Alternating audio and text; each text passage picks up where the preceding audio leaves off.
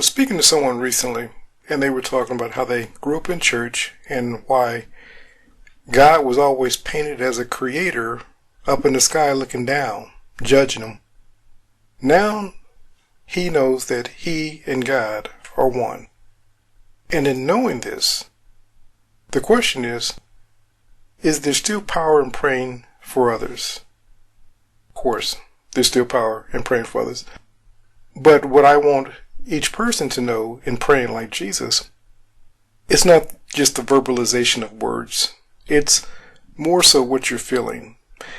And one of the things that you've learned with Neville are tools to help you to pray. So when we're praying and we're getting into a feeling state, seeing the end for that individual, you feel it as already being done. You're not begging God for prayers. Jesus says, I thank you that you always hear me, but for these people, I make this request. But Jesus knew that it was a done deal. So you have to begin operating from the mindset of Jesus. So when somebody would come to Jesus, he would say, your daughter is healed. What Jesus was doing was living in the end. He saw it already as a done deal. So he operated from the certainty that his prayers were being answered. He knew that it was done. When we operate from a state of knowing that it's done, what we do is set in motion it being done. Most of us are begging God for the answer, for the request to be made. You don't need to beg God. God desires for healing more than you and the person seeking healing. But we have to see healing as a result or as a actual manifestation. When you're praying, pray knowing that your request has been heard and begin walking in the confidence of that request. Whatever that request is, whether it be for money, relationships, or whatever, you begin living from. It's like we talked about you're in Barbados. This is Abdullah talking to Neville. Abdullah already saw it as a reality. He didn't worry about the bridge of incident, how it was going to take place.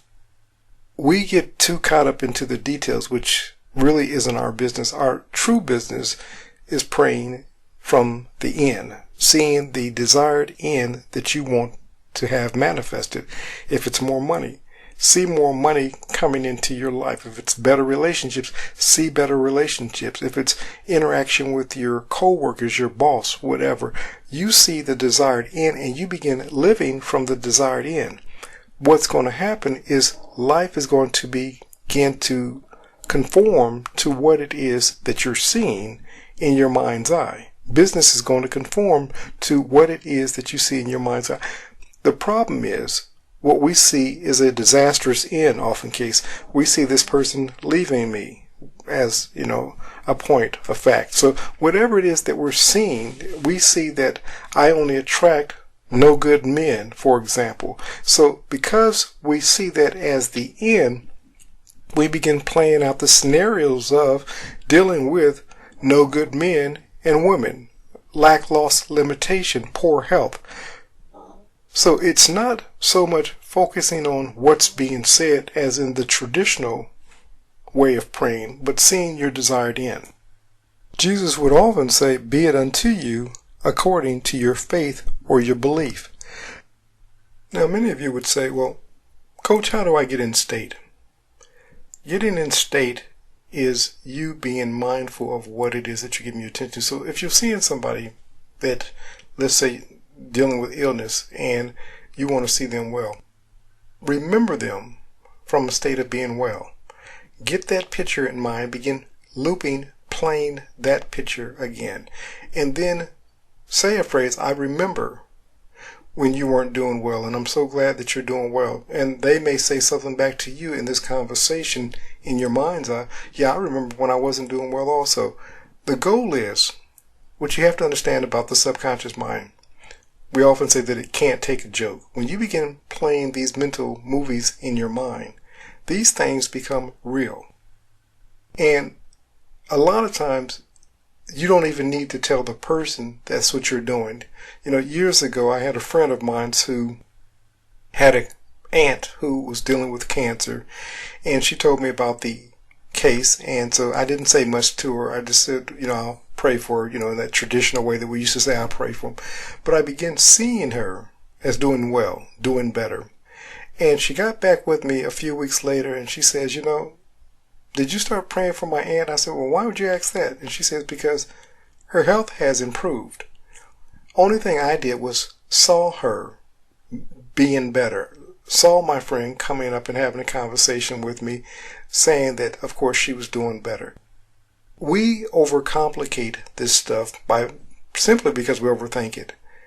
What you have to do is just get in mind, if it's more money, see yourself from the end having more money. Not just seeing it, you must feel it. You must get into the state of feeling good about having more money.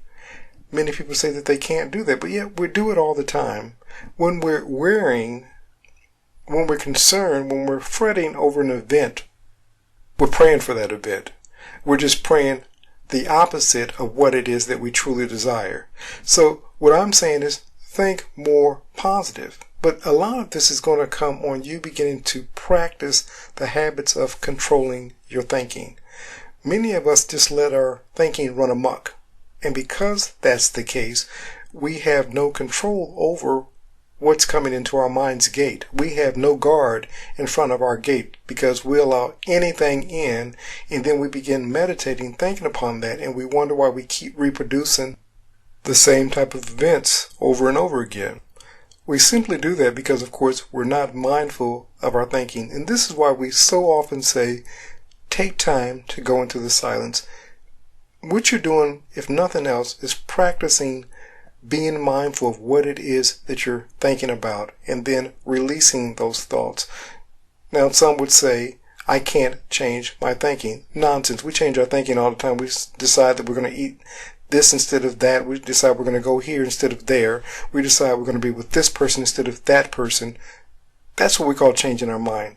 The thing is, many of us are overcomplicating what's quite simple.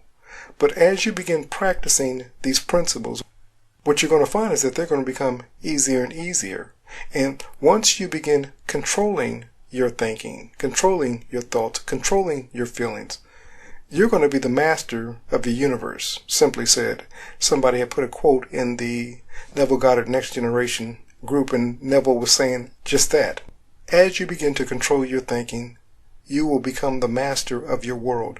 And this is not a new thing or a new phrase. Scripture says this all the way through the book of Proverbs. The man that can control his thinking is better than a king in a strong tower. So thoughts are that important, but your ability to control those thoughts are even more important. So when we're talking about healing, for example, what you must do is see the person that you desire to see healed as being healed, seeing them responding to you accordingly, see them feeling better, see them getting around, see them with a more cheerful disposition, and maybe, like I said, have a conversation saying, I remember when you weren't doing so well. I'm glad that you're feeling better. And they may say something to the effect, I'm glad that I'm feeling better too. But like I said, understand the subconscious mind says to you, whatever it is that you're giving your attention to by way of consciousness, be it unto you according to your faith. This is Coach DeCarlo saying have a great and abundant day.